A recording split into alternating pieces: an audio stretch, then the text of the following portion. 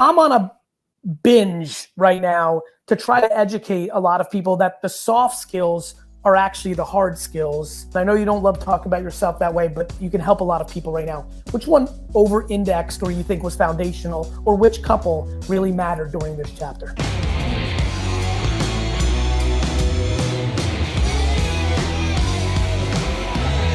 The Garyvee audio experience. Hey everybody, it's Gary Vaynerchuk. Super excited to be back here on the podcast. 2021 has been a journey on original content on the podcast, and that journey continues today in very exciting form for me personally and for, I'm sure, many of the listeners of this podcast, because today we have what is easily described, especially for my generation, as one of the entrepreneurs that many of us looked up to, were aware of, put some real wins on the board as a young man, has continued in that journey, and is now writing a book that I'm excited to talk about, and I'm excited to hopefully dig into some stuff that hasn't been touched on before, because I'm going to go very improv like I tend to do. But unlike many of the guests that come through, I always say, some of you might not be aware. This one, I have a funny feeling almost all of you are aware. The iconic Michael Dell is here. Michael, it is a real pleasure. Thank you for being on the show. Yeah, thank you very much, Gary. Great to be with you. Thank you, my friend.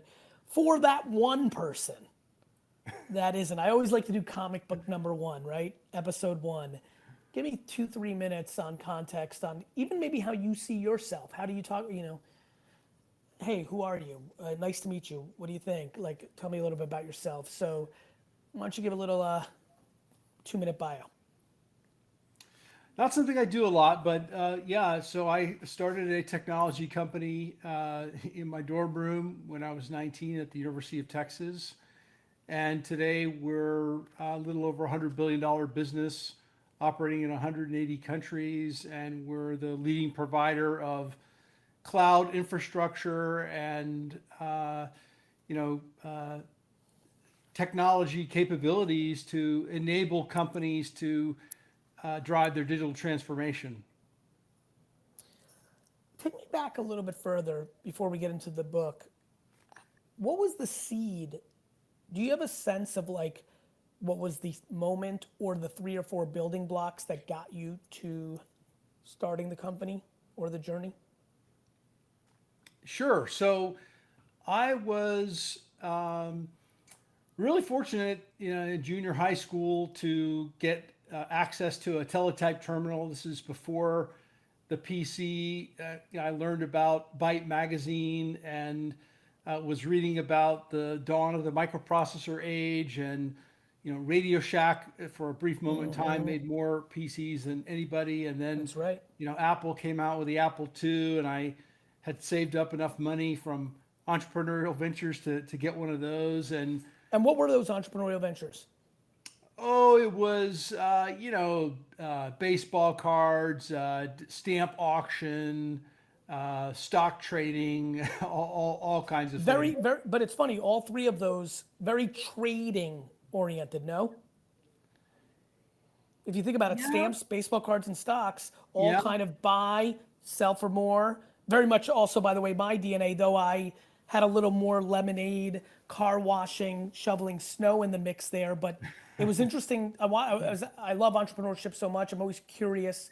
All 3 of those, and for everybody who's listening, stamps were no question the baseball cards of that generation prior, probably a generation or 2 above Michael and definitely above me as well. Interesting that all 3 of those fall under the same, in my opinion, from my perspective, realm of buy it for something, sell it for more. yeah. And I, got a job working in a Chinese restaurant when I was 12. I was a dishwasher. Got promoted to water boy, and then assistant maitre d. Got recruited away to a Mexican restaurant, and Michael, so do you had think lots of you, jobs.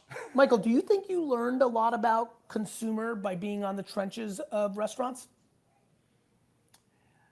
in Yeah, I hindsight? mean, you certainly learn how to be empathetic and to serve and to listen carefully, and you want to please, right? And you want Yes, to do well. And so you learn how to relate to lots of different kinds of people and figure out what is the best path and the best strategy to make that happen.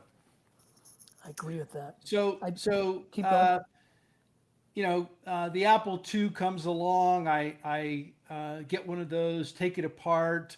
1981, IBM introduces the IBM PC, and most people maybe don't remember this or weren't alive then, but during the 1980s, IBM was Oh, the most valuable company in the world, that's right. and was completely dominant in the field of data processing, which sort of has become what we think of as technology. And so when they introduced the IBM PC, I got involved in that, took that apart, started upgrading them. I was helping my friends learn how to program, and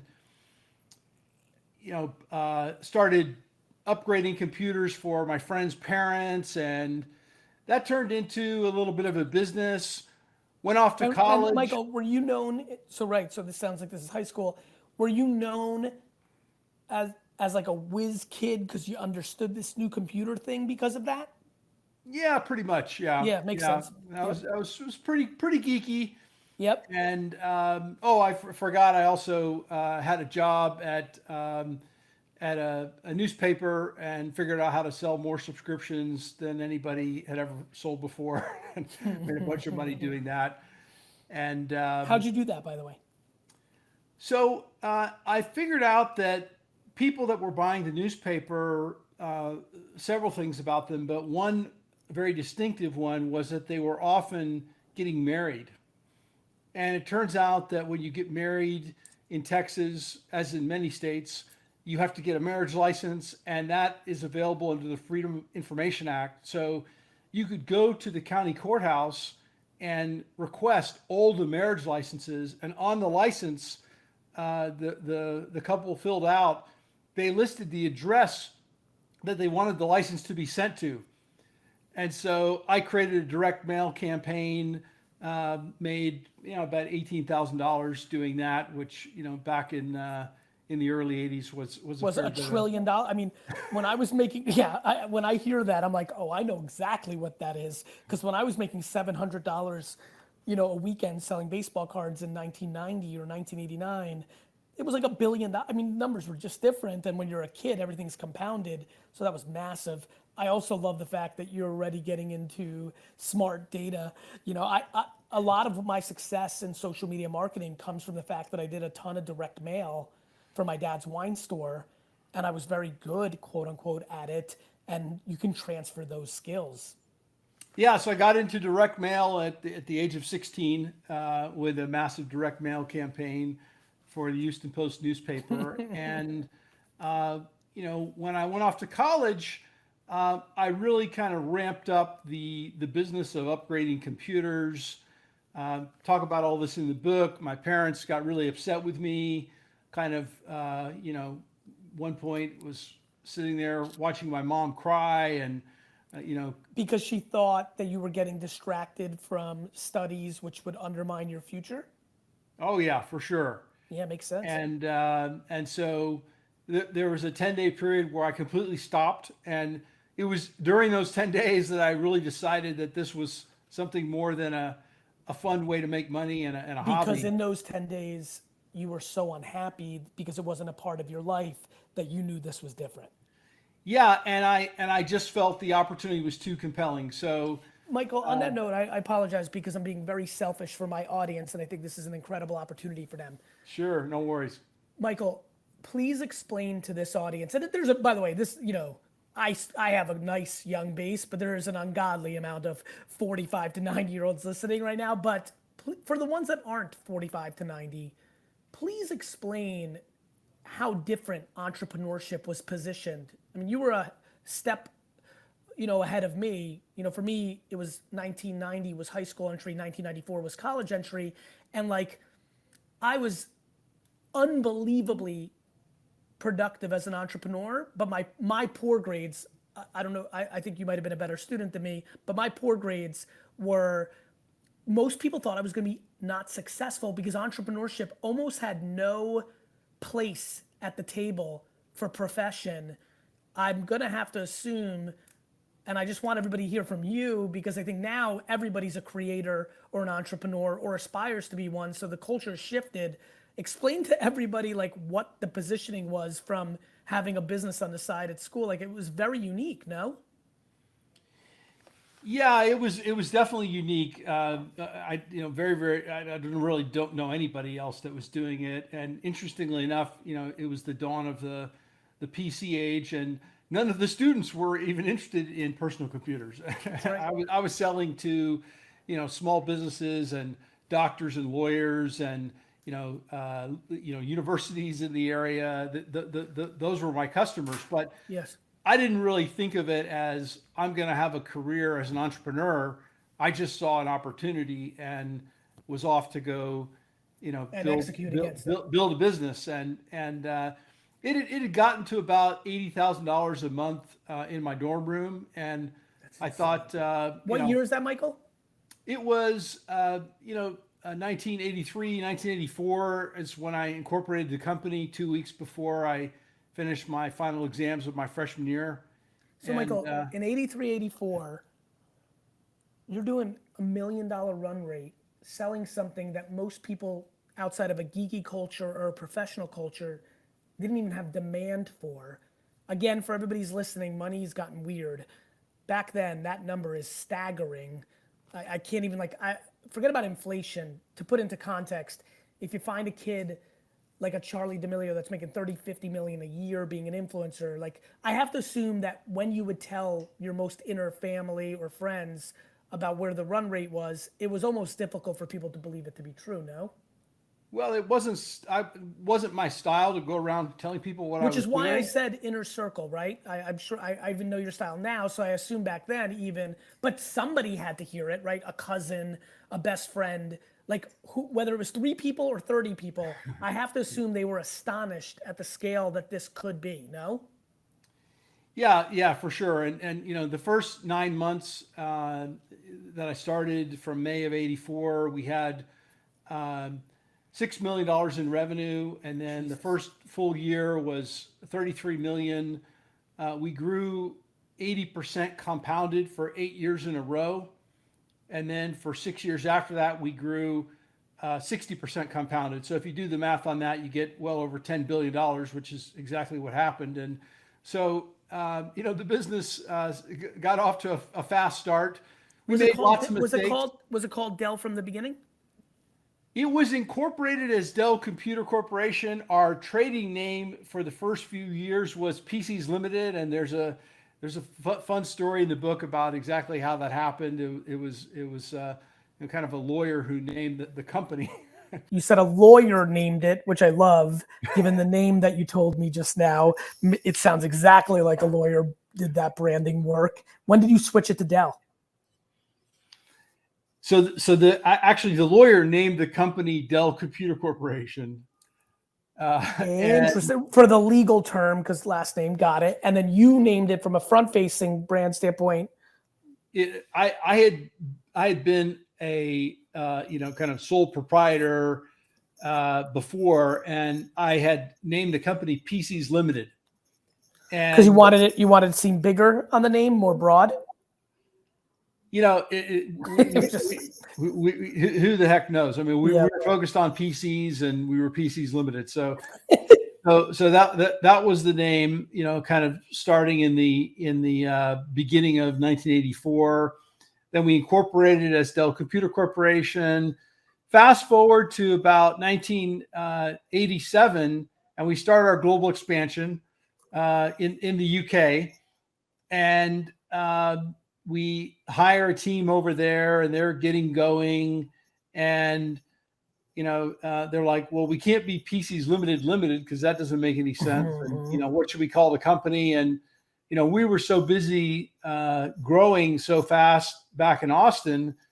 We're like, we don't know. You just figure it out. You just name it. And so the guys in the UK decided, well, the actual name of the company is Dell Computer Corporation. So that's what we're going to call it in the UK. Wow. And so there was a period of time there. And then I was kind of reluctant, but the team ultimately convinced me to use. You were more relying on your humility and just kind of like, you thought it might be audacious to name it after yourself. That's why you were holding off a little bit. Well, and I, thought about the Osborne effect, Yep. Adam Osborne, introduced a new machine. It failed, and it kind of became memorialized as the Osborne effect. And Yep. I certainly Didn't want that to happen. didn't want that to happen. And when so Michael, let's segue, because I know we don't have a lot of time, and I appreciate how busy you are, and I want to get some stuff on the book. What's the book about, for those curious? Because I want everybody to pick it up and get them value. And number two, why do you think you wrote it now? Because there's a whole lot of times I assume you could have wrote it in the past, and maybe even in the future, since you're still a young man. Break that down for me.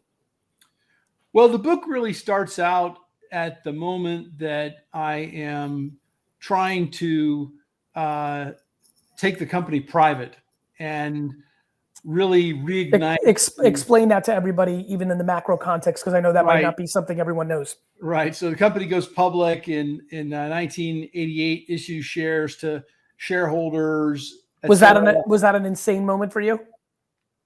Yeah, it was pretty fun. I was 23 years old, public company, and it was kind of the only way you could access the capital markets to grow.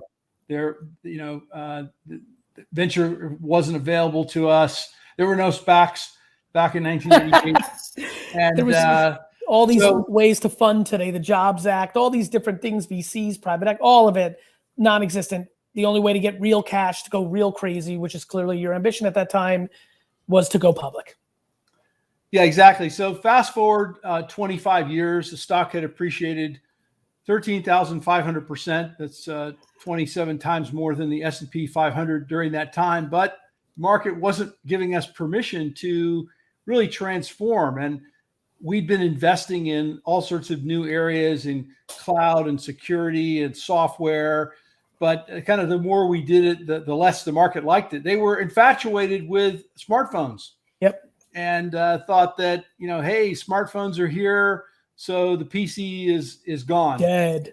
And people, Michael, why do you think there's an obsession? And I throw around the term, I've really tried to not more, because it's just not true. When there's a new thing that will absolutely take market share, this obsession with then taking whatever is the incumbent and just calling it dead, when in reality, looking at innovation over the last 100 years, it's far more dented, sliced for a little bit, and why do you think there's such an obsession of like, oh, this is here now, well, this is all dead, instead of, no, this is going to take some market share? Do I believe that the social media stream has taken market share from television commercials? I sure do, but it's not officially dead. There are still television commercials in 2022. Why do you think that is in our society? Well, first of all, newsflash, last quarter, we shipped more computers than ever before. And love that. So, if it's dead, it's giving a really good impression of being alive. That's the question. To that newsflash. That's my point, right? Like here we are all these years later after a smartphone, and what people don't realize is that markets expand and people have 3 devices, not That's one. right. It's an and thing, not an or thing. And that's right. Kind of what we thought then. And look, I mean, just because it's conventional wisdom and everybody else is doing it and believes that it's right, doesn't mean that it's completely right. And if you find those opportunities that others don't see, there can be just tremendous opportunity. And so that's what you saw, and that's where this book catches up. Like, hey, the market's telling me you stink. You're in the past. I see that it's going to be and not or, which is brilliantly said. I say it all the time. Let me do something about this and take it back private and take back my company, in essence, right? Right. And when you do that, you put the company up for sale, basically, because anybody can buy it. If somebody wanted to pay a penny more than I and Silver Lake were willing to pay, they could have done that. And so it was an epic battle. Carl Icahn showed up and was sort of the joker in the whole program there. And that Michael, were you anticipating the icons and the other, characters that look like him showing up, or was that a surprise to you? No, it was a total surprise. He'd never bought or owned any of our stock in the past. And, maybe I should have anticipated it, but totally missed that one. It was the biggest go private ever for a technology company at the time. And, what we did was give the shareholders some of the benefit of our transformation if it was successful without taking any of the risk. And so shareholders got, a big premium, and we took on all the risk and we went for it. And we started super aggressively hiring more R&D engineers and introducing tons of innovation, hiring thousands of additional. Where were you in your life at this point as a professional filter? What were you active in before this maneuver?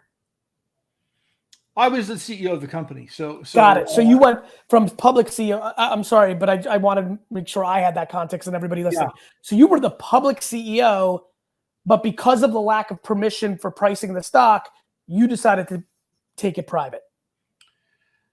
Yeah, basically that's right. I mean, we had a period of great success, but things started to change in the late 2000s, and we started to go in all these new areas. And as I said, kind of the more we were rebuilding and transforming the company, the less the market liked it. And ultimately, at that point in time, being public was rate limiting for our transformation. And so I felt that, wow, we could really accelerate this if we weren't thinking about earnings every 90 days, basis. Right? And Michael, was the company structured in a way, this is where I want to get people educated, where because you went public in a very different day than some of the companies that have gone public in the last decade, you as a CEO and the founder of it, at that point, I love what it makes me admire you so much. I have such lack of interest to ever do anything public because I'm incredibly scared of being held accountable every 90 days to something, because then you can never do what you need to do for the consumer because you're just milking your P&L for profit. You were in a position as a public CEO that if you made the statement like, hey, world, I'm going to do what's right for us in 3 years from now, that the board might have been able to get rid of you and you wouldn't have been able to see it through, which then forced you to have to take it private to be able to do what you wanted to do with your company? Well, so maybe yes and no. So you're not, yeah. So earlier in 2012, the shareholders reelected me to be, chairman of the board with 96% of the vote. So, got it. So that wasn't the case. You just, so it was less. I'm sorry to interrupt. It was less that you might have not seen it through because people would have been upset that it wouldn't have been performing as well in the short term. For long term, it was more that you actually just saw how big the business opportunity was, and so you decided to go about it that way. Yeah, the silver lining in the market kind of not understanding the transformation that we were on and not understanding that, the smartphone was not going to destroy the PC, that was more of an end thing, created this incredible opportunity to accelerate the transformation. And so, we went through that, and, within 18 months after we had done the take private, our net debt was basically zero. So we just were paying down debt at a voraciously fast rate. And then we decided to kind of quadruple down and do the biggest merger acquisition ever in technology with EMC and VMware, and create the #1 company in all of cloud infrastructure. And, we thought that would work well. It turned out to work far better than even we imagined. And now we're public again. We just got a 2-notch upgrade back to investment grade. We've paid down tons of debt, and last quarter we grew 15%. We had Wow. 50 billion in revenues in the first half of the year, and we're What, Michael, with that insanity of success, what would you say? just another day at the office, Gary. That I know, brother. And listen, you are truly, and I don't say this lightly, truly an incredible entrepreneur and visionary of the last 40 years. And because of your humility and the way you navigate, just, one man's point of view, macro underrated. I'm going to ask you an interesting question that actually ties into my new book, which talks about emotional intelligence being a framework for success. And I don't know you. I know several people pretty well that are fairly close to you, and I've always had this sense of you. So I'm excited that I got to achieve to ask you this. The first chapter, that insanity of going public at 23 years old, the brilliance, in my opinion, from a business standpoint of taking it private to where you are now, betting on the cloud, to your point, I get it. I lived through those years of I understand why you believe that, because it absolutely worked, but it worked incredibly well.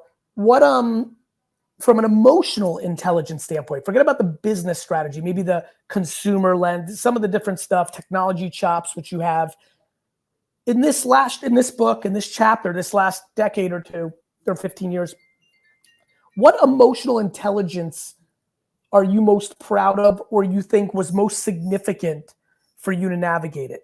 Was it empathy? Was it compassion? Was it accountability? Was it patience? If I asked you the soft, I'm on a binge right now to try to educate a lot of people that the soft skills are actually the hard skills. And I, again, from afar, really see a lot of them in you, but don't really have under the hood. So I'm trying to go there in this latest chapter where the book picked up, and this great chapter of your career. Which emotional intelligence or human characteristic skills do you think, and I know you don't love talking about yourself that way, but you can help a lot of people right now, which one over-indexed or you think was foundational, or which couple really mattered during this chapter? I think I learned a lot about empathy and understanding people's motivations, and I think that was helpful to me. I think I also upped my game a bit in understanding how to tap into passion and to really make what we're doing as important as it really is, and have people super excited that what they do matters in the world, and that's been pretty powerful. But look, it's all about how do you create a winning team of people, empower them, give them this exciting vision, and turn them loose. You've got to have the right strategy too, right? And you've got to execute. But you put those things together, and you treat people with respect and fairly, and you deliver. Do you think people underestimate kindness in business? They think it's a weakness given how we've portrayed the business world, sharp elbows, win, compete. Do you think, very point blank question, do you think kindness in business is underrated? Well, I think there's a long arc to, reputations and relationships. And, I can't tell you the number of times that, I've interacted with somebody, and then, 3 years later, 5 years later, they turn up a completely different company, completely different position. And it's like, oh, I remember you. You were great to work with, and all that comes back to you. And yes, so, it does. Just dealing with people in the right way, I think really matters. And call it play nice, but win. Something my parents taught my two brothers and I when we were little kids, and it's kind of stuck with me. How about candor? Something I've struggled with as a public persona, strong on stage, my content, actually, it's my strength. As a private, business leader, it's something I really struggled with. Were you naturally good at candor? Was that something that you needed to evolve? evolve, excuse me, is, I call it kind candor as an ethos now in the company, because I think candor has often been used as an excuse to not be nice. And it definitely always, many times, to the insecure leads to a lot of fear. So I've always had this interesting relationship with candor. How about your relationship with candor? Well, I've always been very, forthright and candid in that sense, but I was pretty opaque for a long time, and really where that came from was I did get off to a fast start in life, Yeah. and Yeah. what happened was a lot of people came to me and they were asking me for things, and Right.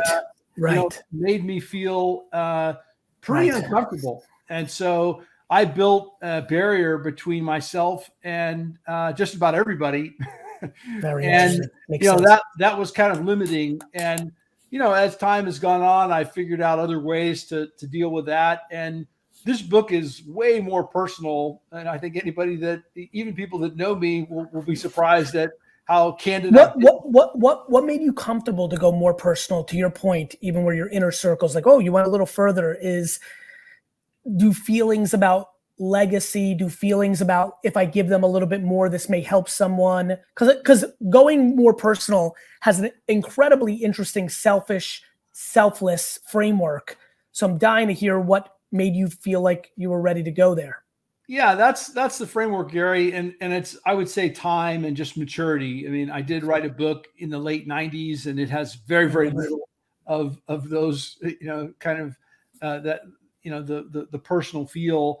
And this new book has a lot more of it, and I explain exactly what I was thinking and feeling during all of those key moments and times. And while it might have looked from the outside like everything was going fantastically, or even inside in the company, people are like, oh, these guys know what they're doing. Well, it wasn't always that way. And I explained, everything that was going on, the good, the bad, and the ugly. And, a lot of our mistakes and, mess ups and lessons learned, those are the things that built the learning that 100%. ultimately created so much more success later on. Michael, at that 19 to 23-year-old age group, let's call it, listen to the story, that 16 to 23-year-old Michael, did you have a business idol? Was there anybody you looked up to? I grew up hearing stories and reading stories about, Charles Schwab and Ted Turner and William McGowan, who created MCI. Yep. And then of course, Bill Gates and Steve Jobs, who were, 10 years older than I am. And, all of that excited me. The entrepreneurs of that time that were creating new things and disrupting, big businesses, those were my heroes. And what about now? Are you too busy and have too many focuses and interests, family, professionally? Or do you like the game of entrepreneurship enough that you have a sense of some of the up and comers? I'm sure many of which have probably tried to reach out or have spent time with you. Do you have a sense of the new crop? Do you get curious about the new crop? Or is that not where you would spend your attention? Yeah, no, I love that. I do get to spend some time on that. Look, I think what's inspiring right now is there are so many entrepreneurs, right? And there is so much risk capital that's going after a lot of really hard problems. And, that's super exciting. I invested a number of those, certainly through our company, but also through MSD Capital and MSD Partners, and get to spend time with some of those new entrepreneurs that are building incredible businesses, and that's a ton of fun.